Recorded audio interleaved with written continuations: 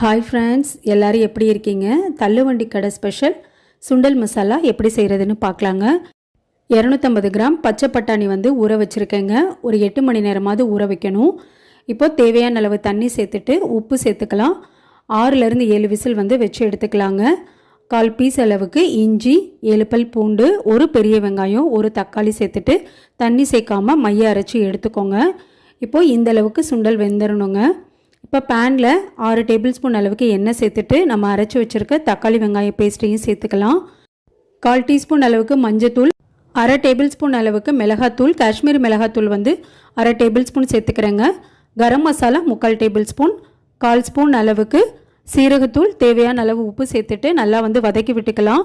எண்ணெய் பிரிஞ்சு வந்ததுக்கப்புறம் நம்ம வேக வச்சுருந்த பச்சை பட்டாணியும் தண்ணியும் சேர்த்துக்கலாங்க. ஒரு 1/2 மணி நேரம் தண்ணி நல்லா இந்த அளவுக்கு வத்திரணுங்க. டேஸ்டியான சுண்டல் மசாலா